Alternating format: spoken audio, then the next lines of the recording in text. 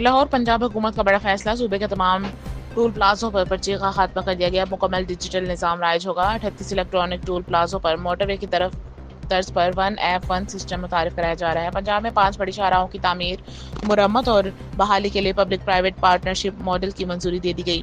Private ادارے اب سڑکوں کی تعمیر، مرمت اور بحالی کے ذمہ دار ہوں گے۔ ای ٹینڈرنگ کے ذریعے پنجاب میں 40 ارب روپے کی تاریخی بچت۔ وزیر اعلیٰ مریم نواز شریف نے نئی بننے والی تمام سڑکوں پر سولر اسٹریٹ لائٹس لگانے کا حکم دے دیا۔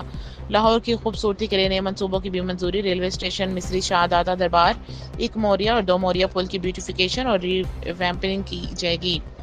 ریلوے اسٹیشن کے سامنے پارک میں فوارہ اور بچوں کے لیے منی ٹرین چلائی جائے گی، جبکہ 3 کلومیٹر کے دائرے میں نئی سڑکیں اور فٹ پاتھ تعمیر ہوں گے۔ وزیر اعلیٰ پنجاب مریم نواز شریف کی زیر صدارت خصوصی اجلاس میں CNW اور LGA منصوبوں پر پیش رفت کا تفصیلی جائزہ لیا گیا۔ بریفنگ میں بتایا گیا کہ سیلاب کے دوران متاثر ہونے والے 54 برج، 142 چھوٹے پل اور 858 سڑکیں بحال کی جا چکی ہیں۔ ملتان بہاڑی روڈ کو پنجاب کی پہلی ڈسٹ فری سڑک بنانے کا منصوبہ جاری ہے، جو جون 2026 تک مکمل ہو جائے گا۔